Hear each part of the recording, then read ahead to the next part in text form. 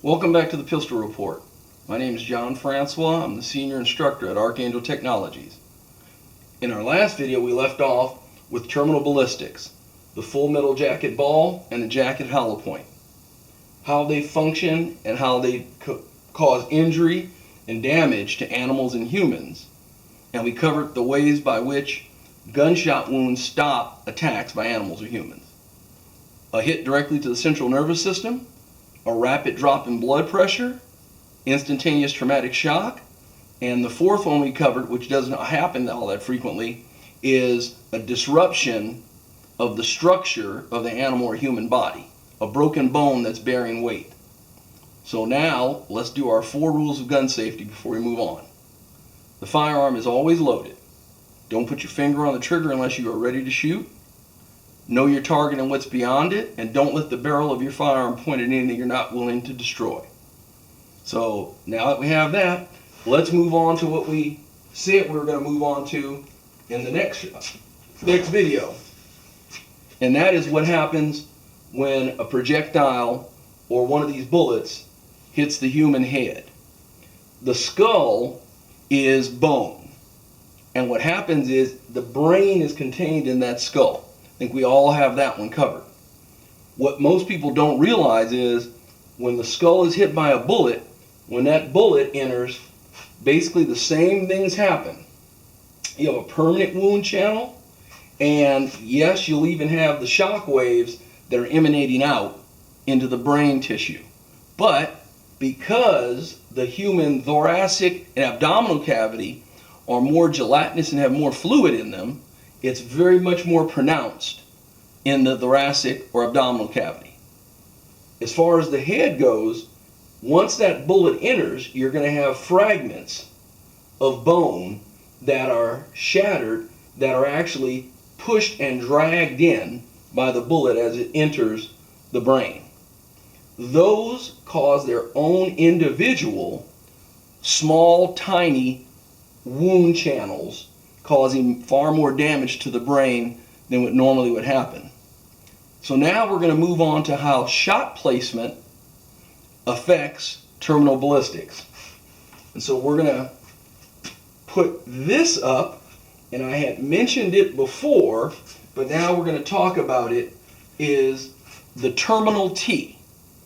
And if you can see this, this is a band across the ocular cavity about 2 inches wide, all the way from one side of the face to the other. The ocular cavity, or where the eyes are at, those are the thinnest bones of the skull. So a bullet penetrates far easier and maintains a lot more velocity than if it hits the solid, thicker portions of the skull.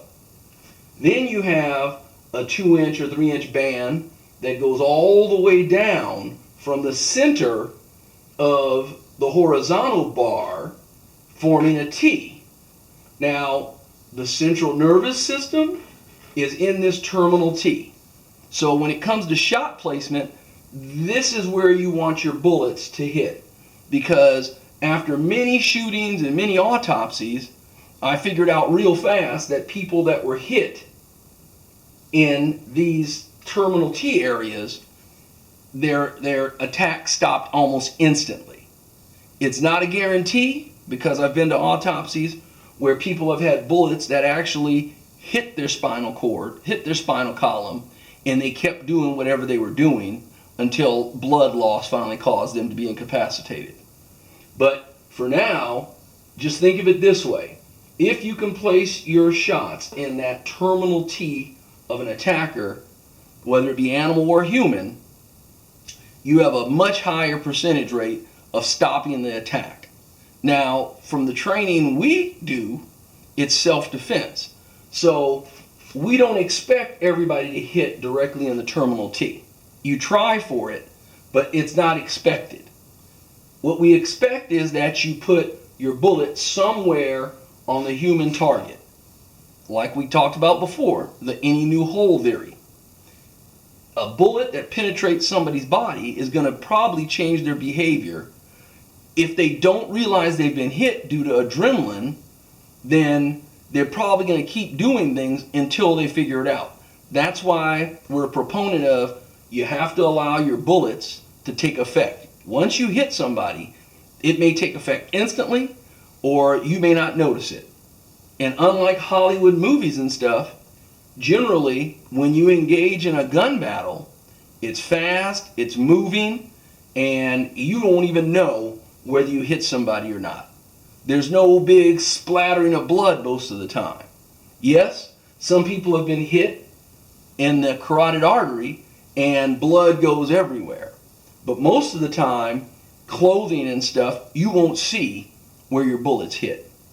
Most of the bleeding occurs a little bit after the bullet enters the body. So until next time, anybody have any questions about this? Leave it in the comments.